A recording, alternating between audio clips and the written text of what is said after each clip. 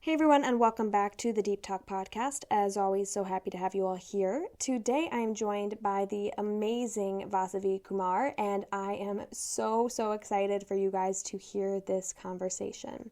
Vasavi is a licensed therapist, a coach, a podcast host of the Say It Out Loud podcast. She also has the Say It Out Loud group program, which we dive into what saying it out loud today means. You'll learn more about this and how when we say it out loud, when we are able to verbally express the ways that we feel inside, we step greater into our freedom and into our power.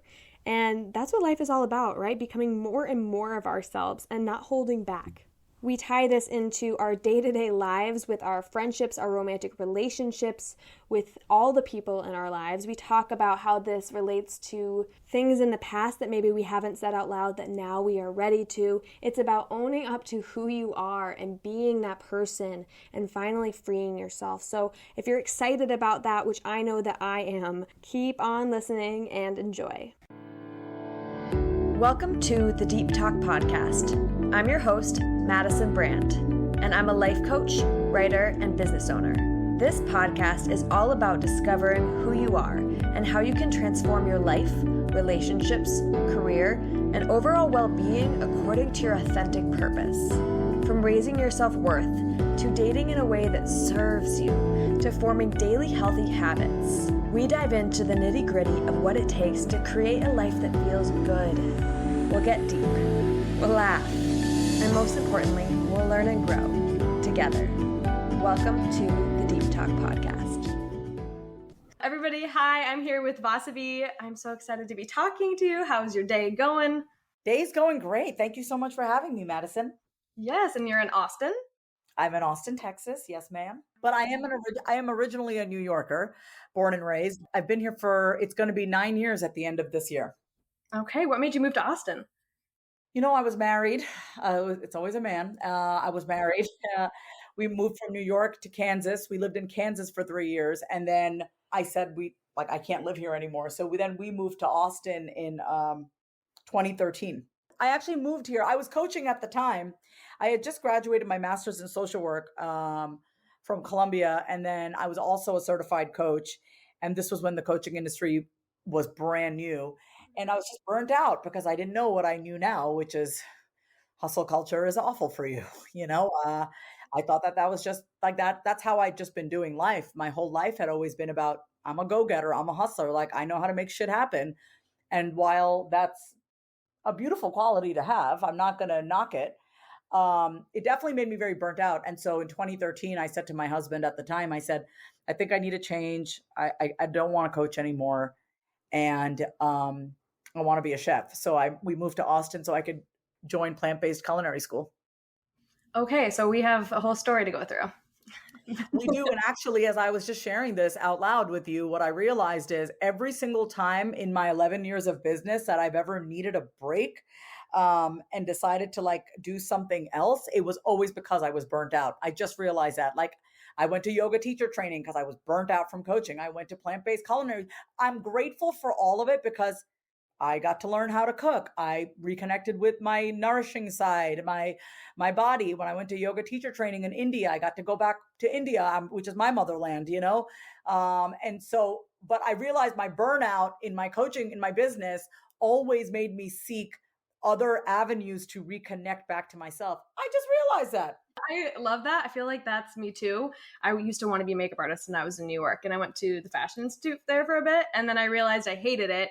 Have done so many different things, but it's like burnout, do another thing. And now I have all these skills, but I'm like, same thing, yoga, another thing. So here we are. I will say to your audience who's listening to this, and they may resonate with this, just a shift in perspective, because we can often shame ourselves for not having our one thing that we want to be doing. And we're like, why am I so all over the place? And so this is the shift in perspective for me.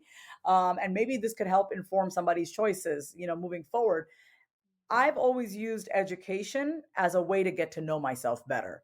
So whether it was my master's in education, master's in social work, coaches training, plant-based certification, former TV host, I got paid to do former TV host, radio show host, everything, yoga teacher training, everything that I've done in my life and invested in has always been the pathway inwards, has helped me to come inwards, just in case anyone's beating themselves up for thinking that they have bright, shiny object syndrome. I do think, though, if you notice yourself jumping from like program to program, course to course, you could slow down and just ask yourself, like, what would integrating all of my knowledge look like? What do I actually need in this season? Do I need another marketing business course?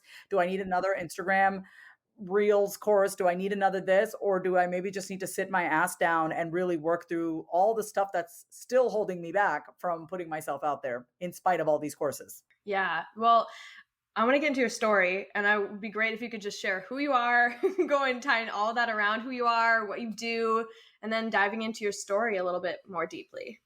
Yeah, so my story, obviously it changes every interview, but it's because, as I change, my story pretty much is like I have a new perspective on my story, which I love because it's always fun to see yourself differently.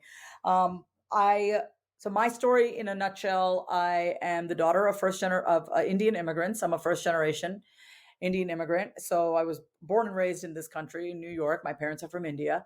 And I learned from a very young age how to mold myself to adapt. Whether it was, I lived in a pretty much all white town.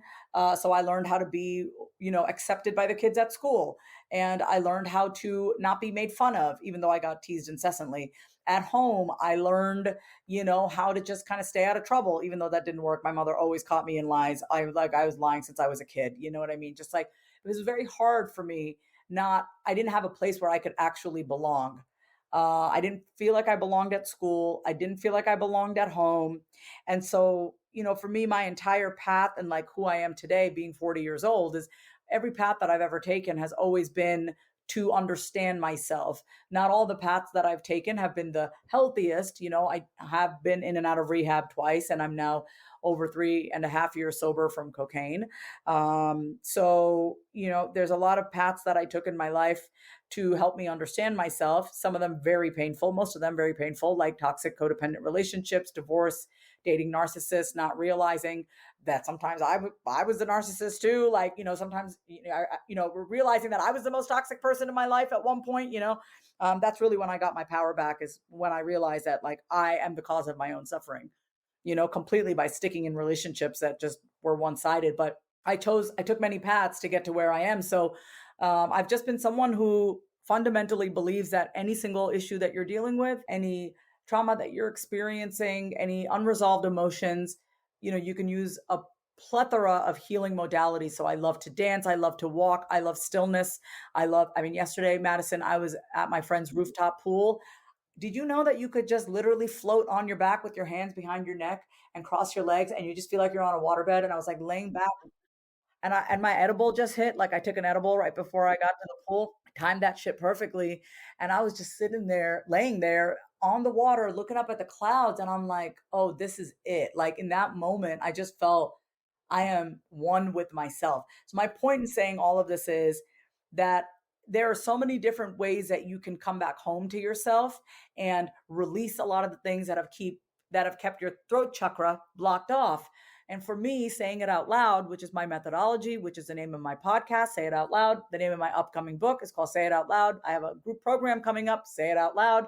My methodology is, if you just say that shit out loud, whatever it is, your shame shrivels when you say it out loud. The thing that has kept you powerless is actually your greatest source of power, right? The thing that you're most ashamed of is the thing that actually is your unique advantage. It's the thing, it's your leg up. You know what I mean? Because when you can own that shameful part of you that you're so embarrassed, you become unfuckwithable, right? And that's what I tell all the women in my group is like, listen, just say that shit out loud. Like say it, own it. It's like it's part of your story, but it doesn't have to be the driving force. You don't need to like allow that to control you anymore.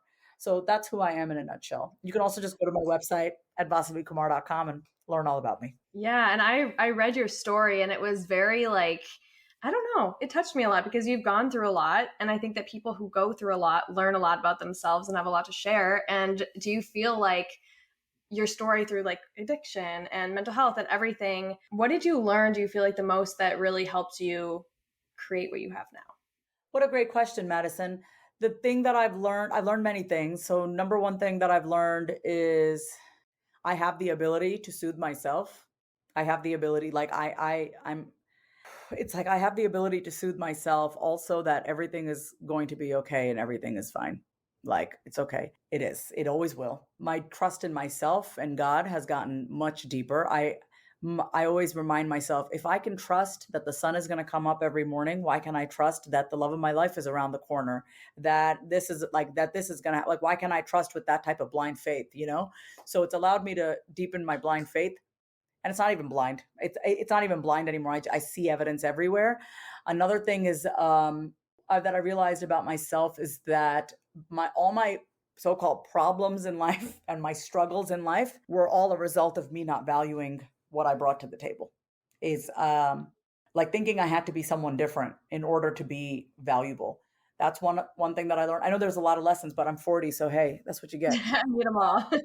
What else have I learned? I also learned that as long as I'm listening to my heart, I can't fuck it up. I can't make a wrong decision and I can't screw it up. As long as I'm listening to my heart, my intuition, and I am being true to myself, I can't mess it up. I also realized that the things that, so I'm a generator, human design, and I realized so much that when I feel that spark within, when I am spark from something externally and I'm like spark, that my sacrum really does talk to me.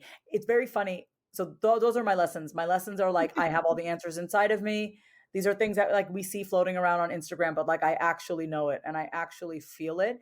Every day is an opportunity for me to deepen it. I don't want anyone listening to this to think like, oh my God, she has it all figured out. She must never, ever deal with anything. No, are you kidding me? Like literally this morning I had a meltdown.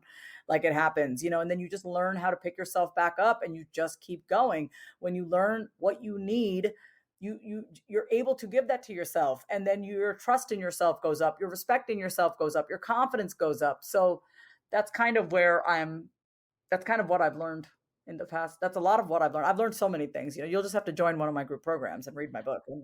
No, but it truly is that, like, the biggest thing is like, anything that you want in your life you can have, but you have to be willing to say it out loud, because like your voice is your most sacred instrument, right? You can literally breathe life into the things that you want by saying it out loud. You can also breathe life into the things that you don't want, so watch what you say, right?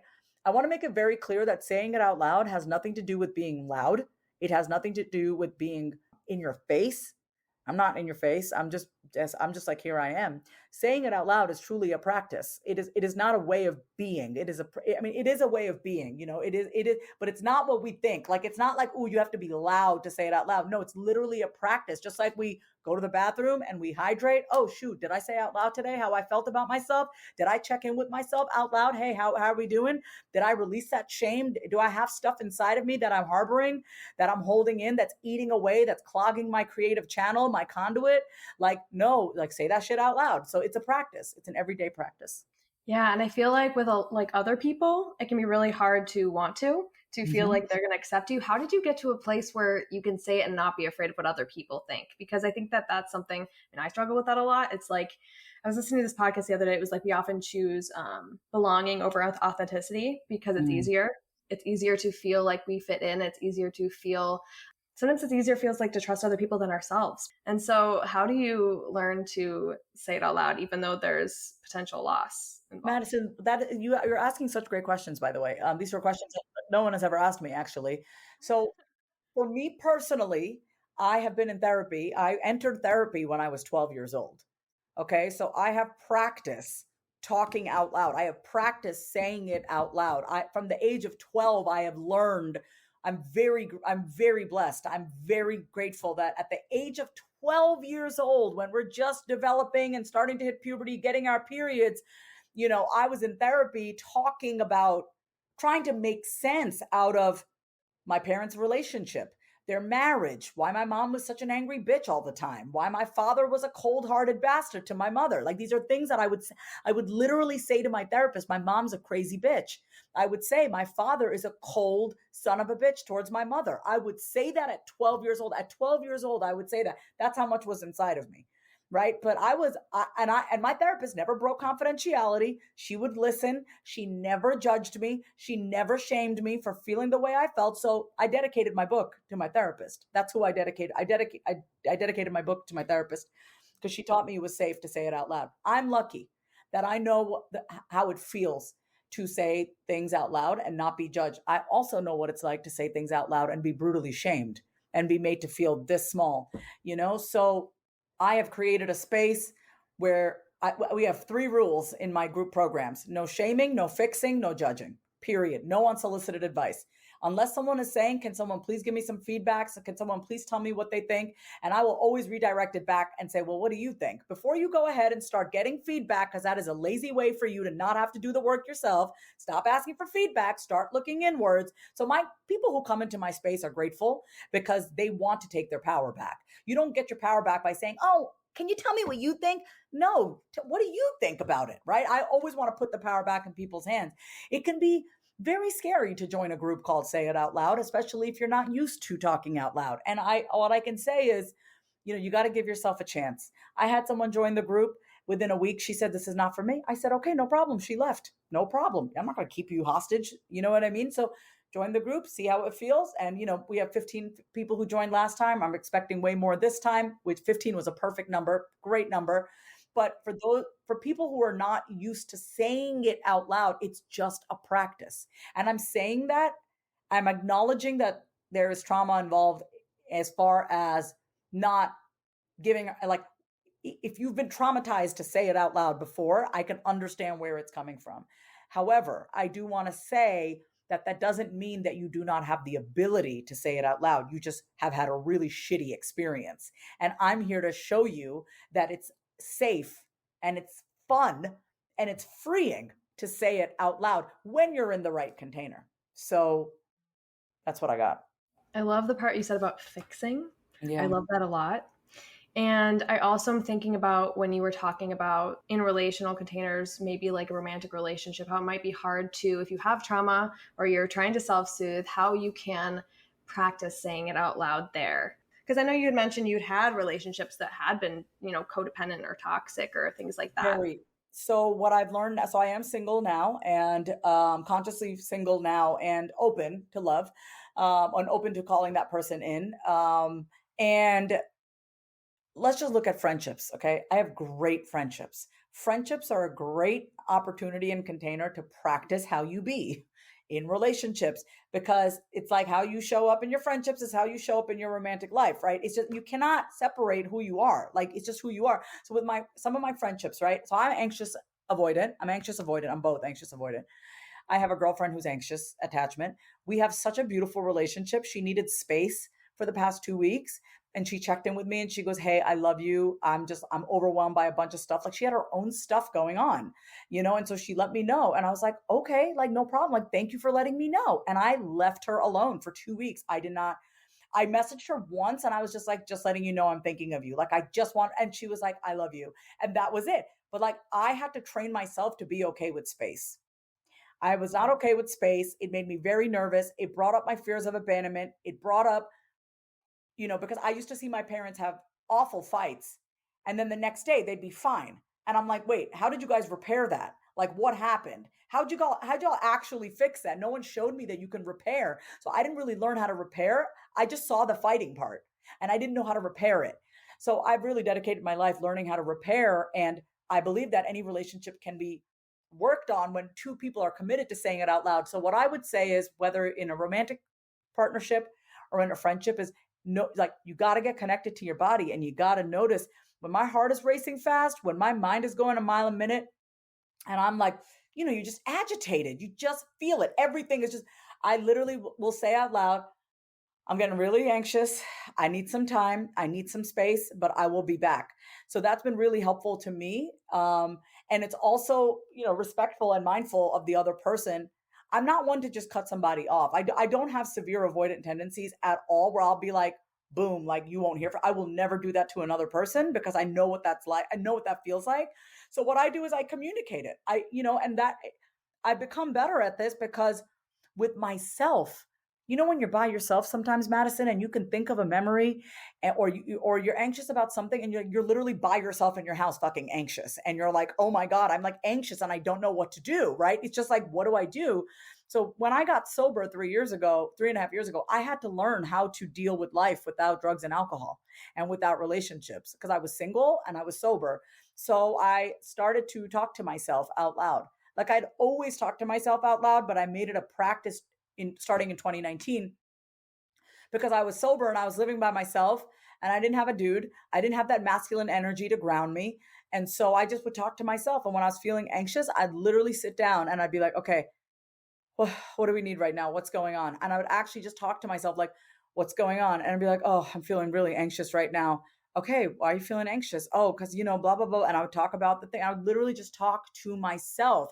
And I was tapping into these different parts of myself, right? I have this wiser side and then I have this anxious side, and I'm just trying to like keep myself chill and soothe myself. So I did that with myself. So I'm able to do that in relationships. So you can't really practice with others what you don't do with yourself unless you have a partner or a friend who's also done the work and who can come together with you and kind of model that for you. But yeah, the way that I learned how to do that in relationships and friendships, and I'm still learning, it's every day, is doing it with myself. It seems like you learned in the process of that, like learning how to love being alone and with yourself. Because Yeah. even, and I relate because I have anxious attachment. I've been uncomfortable with space and relationships, and learning the more I am still and practice time being alone and dealing with what comes up instead of busying my life to like cover it up, the more that I'm okay with that space because I like the person that I'm with. Yeah. Yeah. Oh my God. Can I just tell you, like, loving your solitude is like next level because, like, okay, I'll be done working in the next 2 hours today. And then I'm like, I used to be that person that like nighttime would roll around, like 4 or 5 o'clock would come around. And I was just like, oh, I don't have a boyfriend. I don't have this. I don't have that. And now I'm like, all right, let's pop that edible. Let's start cooking our dinner. Let's play some music.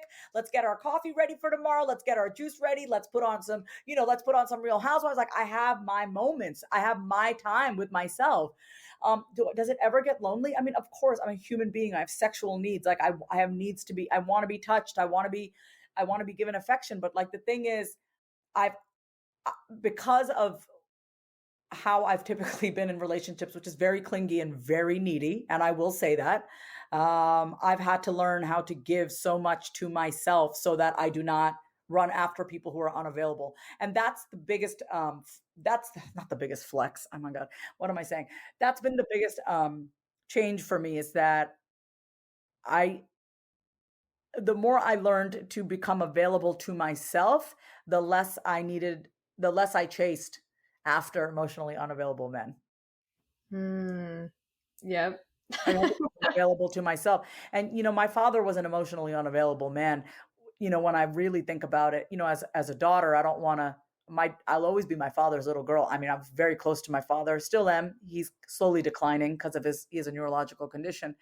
But when as I got older and I'm in my own relationships and I'm seeing things, I'm like, oh man, my dad was really unavailable. Like I'm really seeing when I really think about like this all feels so familiar. Like, have you ever been chasing somebody and you realize this feeling, while it's so painful, it's comfortable because the feeling of chasing. And when you really go back to the roots, you've probably been chasing since you were a kid, right? And when I'm being really honest with myself, that same energy that I used to have with men who were unavailable and I'm chasing after them, I would do the same shit with my father always. And I came down to this. I know this just took another turn, but we're taking this conversation where it needs to go. One of the things that I realized, and I realized this by saying this out loud to myself. I prompted myself with a few questions. Is that I made myself very responsible for my father's happiness, and so when he was unhappy, I'd also make myself responsible for that. So I carried a lot of guilt in throughout my young adulthood and adulthood. Um, and it was often the reason why it was hard for me to walk away from relationships, no matter how toxic they were, because I felt responsible for these men. So that's just something like that's just a huge awareness that's come up just through the practice of saying it out loud. Like, I'm not saying you don't need therapy or you don't need coaches, because trust me, as someone who was in therapy for about, oh my God, 12 is 18 years of my life. Do you know what I mean? Like starting from the age of 12. As someone who's been in therapy for a very long time, I can say like you can heal yourself when you learn to actually give every part of yourself a voice to be heard and not judge a single part of yourself, even that clingy part of you, even that needy part of you, even the manipulative part of you that's like, what do I need to say to make him love me? That part of us that we don't like that part of us because we know we're betraying ourselves. But even that part of us needs to be heard. So you can heal you can heal all the parts of yourself when you say it out loud. I like that it's kind of this step, almost step by step, where it feels like you're saying it out loud to yourself and then you're saying it out loud to other people. Yeah, well, it's actually based off my book, which is 12 steps. It's the 12. Well, so I'm a 12 stepper. I used to go through AA, NA, Narcotics Anonymous. And, we have our 12 steps. Number one is we admit that we are powerless over whatever drugs, people, alcohol. And so I based my book off of the 12 steps. I made my own 12 steps. So the first step of my book is admit that you're powerless. But from there, it's all my stuff. It's not from the 12 step book, but it's a methodology. It's a methodology for you to give every single part of you a voice and a space to be heard. Because here's the thing: we want people to pay attention to us. We want a man to be present with us. We want someone who's grounded. We want all these things, and it's like, I hate to say it, but are you being every single one of those things to yourself? You got to be. And would it feel good to have a man swoop in and be all those things for me? Yeah, but then he would do the job of loving me, and I don't want that anymore. I want the job of loving me. It's my job to love me. I got to give myself all those things first. So that's the season that I'm in, and that's just what I want to encourage everyone listening to also try to practice if that resonates with them. Yeah, you did yoga teacher training, right? Yeah. There's like, what's that? There's some word for non-stealing. I don't remember what it is, but I always think about that all the time. Yeah. Hold on, let's look it up. We'll figure it out. Hold on. But I literally have been thinking, that's just been the top of my mind lately, of like not stealing other people's experiences, even if we want to like take their pain or take their emotions or hold it. Us doing that not only robs them of the opportunity to deal with their own emotions, but it robs ourselves of the ability to like create a relationship that's healthy. And so I don't know, I think about that when you're saying that, of your ability to, stay in your own body, in your own, voice, and be free within yourself, so that you're not, manipulating a situation to be something that's not good for you. I like how you took that. The term in Sanskrit is asteya. It's asteya, Asteya. Asteya means non-stealing, and I love your interpretation of that. Like we not only when we try to fix, especially when we try to fix, and obviously shame and judge, we're stealing the opportunity for other people to really be with themselves because we're uncomfortable with what they're saying. So that's what I love about my group. I have never put together a group with women from different. So we range from 28 to about 42. I think I might be the oldest person. I'm 40. I think there's a woman who's a little bit older than me, or I might be the oldest in the group actually. 40 years young. So we have from 28 to 40 women from different industries. We have coaches, we have yoga teachers, we have corporate. We have a girl who's an assistant to a photographer. We have a girl who works for the government, but everyone has one thing in common, and they have more than one thing in common. The thing that binds us all together is this commitment to our own self-expression and authenticity. It's like, listen, you do you be you, let me be me. And it's beautiful because it's like, the more we just allow ourselves to be ourselves, you'll see that even though we externally look so different, we're internally all the same. Yeah.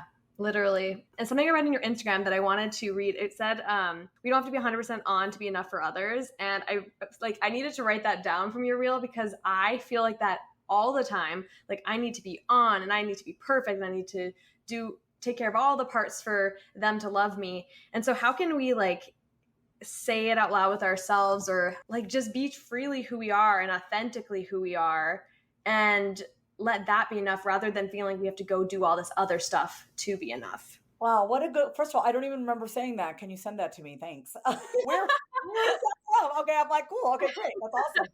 I'm glad that resonated with you. What I would say is, and I'm going to use this from my own personal experience as a former TV host. I would say, be you when nobody is watching. Only you know who that is. I don't fucking know who you are. You know who you are. And if you don't even know who you are, then find out who you are. You know what I mean? It's like I don't know who you are. You know who you are. And if you're saying, well, I don't know who I am, great. That's a great place to start. So who are you? What are your likes? What are your dislikes? What do you enjoy doing? What do you not enjoy doing? What are your opinions? I met this girl the other day. She had no opinion about anything. I'm like, you're like a cloud. You like, who are you? Like, do you have any convictions? Do you have any morals? Do you have any values? Like, what's your, she's like, oh, I'm down for whatever. And I get that. I can be a DFW kind of girl. Like when it's like, oh, we're at a pool. Hey, what does everyone want to eat? I'm down for whatever. Just no meat. That's my thing, whatever. I get it. You want to be, but it's like, if you don't know who you are, then the first thing I would like just really get clear on is like, what do you like? What do you not like? What are the things that you've been saying that you like that you don't like? So, for example, true story, I realized that every relationship that I was in, I morphed into my partner. So, with my first husband, I morphed into the good Indian wife. I learned how to make all the Indian food. I dressed in all the Indian clothes. I learned the language. I did all that. In my second relationship, I was with a guy who was straight out of rehab. Then I became a coke addict along with him. I morphed into him. I was never an addict before I met him. I never had to go to rehab. And then by the end of our relationship, I was in rehab. Third guy that I was dating, we were engaged. He loved football. Then I started to love college football and tailgating. He loved going to baseball games and basketball games. So I would buy us tickets to go. He loved fish and jam bands. And I'm like, oh, cool, this is awesome. Or he loved country. I'm like, oh, I love country. Like, no, like I realized that about myself. I morphed into every partner that I was with. So really start to pay attention. Notice when you're around people, if you're just agreeing with them, because you don't want to be disagreeable. Like just start noticing, is the shit that you're saying actually accurate? Like when someone's like, oh, I really love this sushi place. And you're like, me too. It's like, no, I don't. Like, just stop lying. Like, that's it. Like, stop fucking lying. Stop lying about the things about who you are and start being honest about who you are. If you don't like something, say it. Or at least don't say that you like it, right? Like, it's not about, you don't have to always say out loud your truth, but if you're going to talk, stop lying. You get what I'm saying? It's just like, and just be honest with yourself when you're by yourself. Like, just notice like little things, micro. Like I had a judgment about myself about keeping the house a certain way. If I didn't keep the house a certain way, I'd be like, oh my God, I'm like that. And I'm like, what am I shitting all over myself for? Whose rules are these? Like, who's actually putting this pressure on me? So I think when you slow down, number one, slow down. Number two, be open and willing to notice where you are out of alignment with yourself, where you are incongruent, where are you lying to yourself about who you are, right? Start paying attention to those thoughts and say them out loud. Like, I'm such a frivolous example. It's after Labor Day, you want to wear white. And you're like, oh, I can't wear white because it's after Labor Day. Literally ask yourself, who the fuck made up the rules? Who said that you can't? I mean, I understand like the fashion god said that, but like those are the kind of things that I'm talking about. Like if you want to go do something, just go do it. If you want to wear stripes with polka dots, go do it. If you want to wear silver and gold, oh, you can't because mixed metal, like whatever the thing is. And I know we're talking about jewelry, but like that's the thing. It's like, even with my sister, I was talking to her about this breakfast sandwich that I made. And she was like, there's just too many conflicting flavors. And I'm like, whatever, I love it. That's what I'm talking about. Like I literally made this sandwich and it just made no sense to her. And she goes, that doesn't make sense. I go, to you, it doesn't make sense to you, but it makes sense to me. Yes, I know it's weird that I put queso on top of a veggie burger, but you know what? It was tasted really good. She's like, it doesn't make sense. I go, and then we like laughed it off. Obviously it's my sister. We just laugh it off. But that's the stuff that I'm talking about. Like on Instagram, oh, perfect. I hear this from women all the time. I don't want to oversell. It's like, listen, if you care about what you're doing and you're committed to what you're doing, just do it. Like, oh, I'm only supposed to post 3 times a day. Who fucking said that? Who said that? Whose rule is that? Like question everything, especially if it's making you miserable and you feel constricted by it. Like I've had clients that are like, I don't want to talk too long on my stories because it might annoy people. It's your fucking page. Do what you want. You want to go rant? You want to go do that? Go do it. And here's the thing. Here's what you're going to notice. You'll start to become more mindful about what you're putting out there. You'll start to value the words that you have. You don't just do it to do it. I don't just do things to do it. If I do it, it has meaning behind it. If I do it, it's intentional. But I'm able to do that because I know myself. Right? If you don't know yourself, you're always going to be living your life according to what you think and how you think you should be. So really first thing is start to question all these rules. Who says? So what? So what if that's the rule? Do it your way. Make a decision. Do it your way. Oh, I know. I can feel like, it feels like freedom. Even just listening to what you're saying, I feel it in my body. Like, Good. I want you to feel freedom in your body. That's exactly how you should feel. When we were kids, we had freedom. Anything was possible. Then we had these like watered down, cynical ass, condescending adults telling us how to be. And now you've become that. You've become cynical and condescending and you've become watered down. You don't need to be that way. You can go back to the way you used to be. It's way better. It feels kind of like an internal boundary, I guess, that I need to practice. And I know a lot of people need to practice of this is me, this is what I've got. As long as I'm not being a complete asshole and I'm doing me, I don't have to worry about that stuff. You don't have to worry about that stuff. And I'm going to just be really honest, Madison, is that we are the most toxic person in our life. We've become the abuser towards ourselves. So, it's very easy to be like, well, other people, but you've become other people. The voices in your head are the other people. So is it really other people, or is it just the voices in your head at this point? That's what you need to address. Have you ever just been standing or just sitting and you have voices in your head and then you start arguing with the voices in your head and then you're like, who am I even arguing with? And it's like a former ex, or it's like an argument you had with your mother or your sibling or whatever. And then you're arguing with the voice in your head. Is that just me? Maybe it's just me, whatever. But I'm like, am I the crazy bitch here? Okay. But my point is, literally it's us. We are the ones that we have to, it's nobody else. Cause think about it. I'm here, but I could have the voice of my mother in my head. My mom's not doing shit. It's just her voice. That's up to me to battle. That's not her. That's me. That's her. I've internalized her voice. I'm grown enough to realize that is not my voice. That is the voice of my mother. My mother is not the problem anymore, right? She's a 70-year-old woman. I'm not going to pick a bone with my mother. She's 70 years old. What the hell? I'm 40. I can manage that voice in my head. I can talk to that voice in my head. My mother's not the issue. You know what I mean? It's so easy to be like, my mom did this, my mom did that. Also, granted, I have years of therapy where I have healed a lot of my childhood stuff. I'm not saying to anyone listening that what you went through in childhood doesn't matter. I'm not saying that. Please heal those wounds, go back and address that stuff. But ultimately, you have to be the one to do your own healing. You cannot keep blaming. You can't blame people in your life. They didn't know any better either, right? So at some point, you got to take life by the balls and be like, I'm living my life for me. And that's going to be the hardest, scariest, and most liberating thing that you ever do.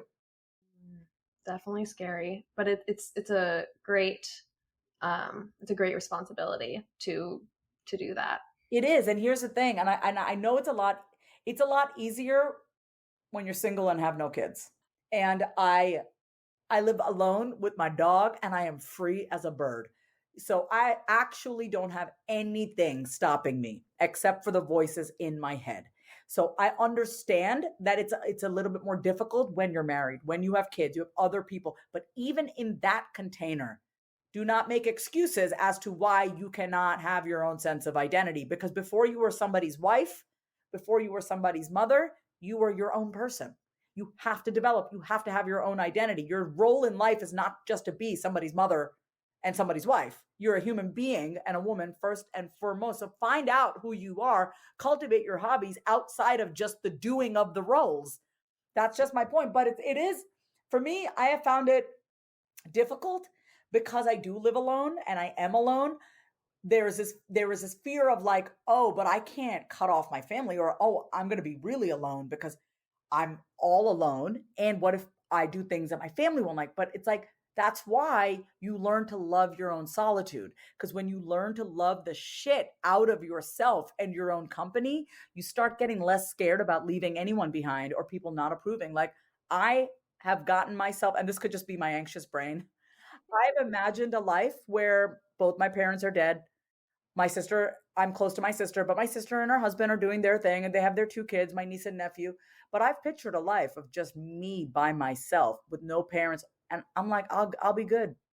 I'm good.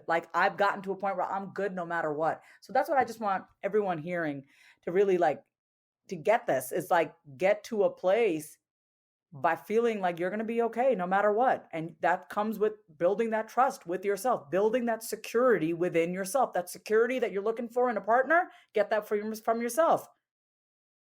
Oh yeah. I've experienced that myself, of people coming along and folding into what they do. And then if we break up, or if a friendship leaves or something happens, I'm left with what's left. I'm wondering, I want to wrap up here soon, but I want to first ask you, what are you saying out loud right now? Like, what right now is on your heart? What is the biggest thing that you're saying Why out are you asking me the best questions? Okay, hold on. I'm like shouting. Sorry. loud? I love how I'm like saying it out loud isn't about being loud and I'm like screaming at the top of my lungs. With these little sound waves, I can see them like amplified. I feel bad for everyone listening. Sorry. What am I saying out loud? I'm saying out loud. To be honest, I've spent a lot of time internally, but what I'm saying out loud is, well, it's what I said out loud yesterday night. It is not my fault that you are not happy. So I've been doing a lot of healing of the father wound, and I realized how much responsibility I placed upon myself to heal my father and be my father's source of happiness. And so I also realized, like, when he wasn't happy, I'd make it my fault. And then as I got older, I became promiscuous, and my daddy didn't love me like that, because I was becoming a teenager and I was smoking cigarettes, and my dad was like, he cut me off, and I don't smoke cigarettes anymore, but and then I learned how to get attention from men in other ways, sexually, right? Because I'm a pretty girl. I can be seductive. I think women, we know how to use our seductive ways. We know what we're doing. I felt a lot of shame around like a lot of my sexual experiences when I was 20. I've released a lot of that shame. Like I'm like pretty much like, okay, that I understand where I was at mentally at that point. But what I'm saying out loud these days is, it's not my fault if you're not happy. Like, it's not my responsibility. Your happiness is not my responsibility. That's been huge for me. And just letting go of that guilt, because like I've stayed in relationships way longer out of guilt, like massively out of guilt. I've stayed in relationships way too long, like relationships that ruined my life, literally, like put me in rehab. You know what I mean? Like the guys that I was with didn't give a fuck about what I was doing. And I was just like, oh, it's my fault. Like, I would just feel, I would take on all this guilt and shame and responsibility. But I've been doing a lot of work on the father wound. And so I realized, and this is really hard for me because I love my father. My father is the kindest man, but he was also extremely emotionally unavailable. He has like the emotional availability of a pen cap. You know what I mean? But he's a kind man. I can't explain it. He's just the kindest heart. And he just, he's just a very sweet, gentle man, but he was very unavailable, and the more unavailable he was, the harder I worked to get his love. So I just always thought it was like my responsibility. Like, oh, this is normal for me to be working, doing to get your love. And I'm just not doing it anymore. I love that. That's one of the biggest things I've found in therapy, of that idea of I'm not responsible for another person's emotions. Game That's changer. really hard. Game changer. It requires you to not say it out loud sometimes, because our need to want to fix it will like offer, and we'll do this and we'll go overboard, and then we're like, why did I even do that? So it's like, sometimes you don't need to say it out loud. Sometimes you just need to shut up and be with your own discomfort. Yeah, that comes back to the self-soothing. Yeah. My last question for you, is there anything that we didn't touch on, or anything you want to leave people with? No, what I just like to say is, if you enjoyed this episode and you would like to really get into this practice of saying it out loud, my group program will change your life. It's 3 months. We start August 5th. It's $500 for the 3 weeks. Sorry, for the 3 months. $500 for 3 months. That's like a steal. Or I have a 3-part payment plan. And it's absolutely life-changing. You're working with somebody who's not only a trained therapist, but also a coach, but also someone who's been through a lot of shit in her life. I mean, my credentials aren't even the things that aren't even, that's not even the cherry. You know what I mean? The cherry on top is who I am as a person, the container that I create, the ground rules that we set, and just the vibe and energy.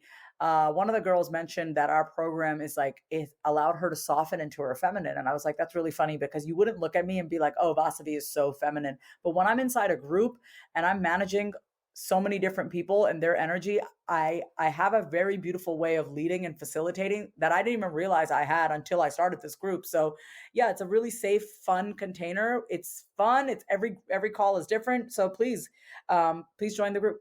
I feel like I need to join the group. Honestly, here's what I would say. No, I really appreciate your like putting aside the pride and saying that. A lot of the people that need to join my program are podcast hosts are people who have a platform, people have an important message, because like when you dig away at all the shit that you're afraid of saying out loud, you'll get to the root of what you really want to say. Like, what do you really want to say? When you work through those unresolved emotions and those fears of like, oh, I can't say this, I can't say that. And you say that in a group of people and you just acknowledge, like something happens. Like the next time you get back on camera, next time you hit record, there is a freedom inside of you that will allow you, like some deep ass truth that's inside of you to come out. But if you, and I'm saying this not just to you, I'm saying this to everyone, but if you're feeling like your message is watered down or you feel like you're just not packing a punch and it's just not as authentic, it's probably not as authentic. It's probably not. If you have that feeling that you're not bringing you to the table, you're probably not bringing you to the table. You're probably bringing the version of you that you know won't be rejected, won't be scolded, won't be berated, won't be criticized. So let's work through that, clear that shit up so that you are truly a clear channel and a conduit for God, the creative spirit, your message to work through you. So yes, I would love to have you in the program. I think you'd be awesome. You already ask really great questions, but I'm like, who else is there inside of you? What else is there inside of you? So yeah, like this is really a beautiful program for anyone who has a voice and wants to use it for good. Because God knows we have so much people just spewing shit. So we need good people in this world to really start to share some truth that is actually healing. No, I believe in it. And just listening to you talk, it's like, I don't even if you had the most credentials in the world, like I believe in you from what you've said. Like I feel it. Listen, here's what I want everyone hearing. You have the power to let people feel something. You're able to feel me because I have nothing getting in the way of what I'm saying. Do you get, like, that is the power, y'all, of saying it out loud. There is literally nothing getting in the way of my voice and my inside and my voice. There's nothing, oh my God, but what is Madison's audience going to think? Oh my God, well, I don't give a fuck. I'm here to do my job. My job is to spit some truth. Period. My job is to be a messenger for God. That's it. So what you feel is nothing but the truth. And that exists inside every single one of us. So when we get rid of the barrier, which is, oh my God, my words have to pass through this filter. No, there's no filter. This is literally what you see. I'm not filtering anything. It's literally I'm just channeling it. So everyone has the power to do that. You got to practice though. You got to practice and you got to be honest with yourself and honest with other people. So thank you for saying that you feel something. We all have the power to feel, to allow others to feel something. No, I feel it and I feel myself more. And even just for my plans tonight, I'm ready to channel. And so I'm literally so grateful. I feel so lucky to be able to speak with you. And I'm so excited to share this with everyone. I'm so excited to potentially be in it. Yes. And I just appreciate it. I appreciate it so much in your time because you're doing a lot of stuff. So means a lot. And then one last incentive. If you sign up before August 5th, you have since this is a group program, I know people love one-on-one attention. I know I do. So if you sign up before August 5th, you got a 30-minute heal your inner creative session with me where we'll just talk through kind of, the most traumatizing time in your childhood where you were your creative self and then someone fucking, put a wet blanket and we'll just work through it, talk it out and move on. So you can join the program kind of like, oh, I released that memory. Awesome. So Coming fresh, coming ready. Coming fresh, coming excited, coming ready, coming honest, coming open. That's it. You start from day one. Yeah, it's a great group. I'm very proud of what I've created. Yep. Yay. Thank you so much. And yes, everybody follow along with her, join the program, all the things. Thank you. Guys, thank you so much for listening. I hope you just loved this podcast, and I hope you walk away feeling so free, so empowered, so ready to step into all that you are and to start saying it all out loud, to start really being the version of you that isn't afraid of what others think, that isn't afraid of who you've been, and is ready to be all that you are. So, guys, to follow up with her and learn more, I have all the stuff in the show notes, just where to find her website, the program, her podcast, all the stuff, so you can check it out there. Follow along with her Instagram, all the things. And guys, again, thank you so much for listening.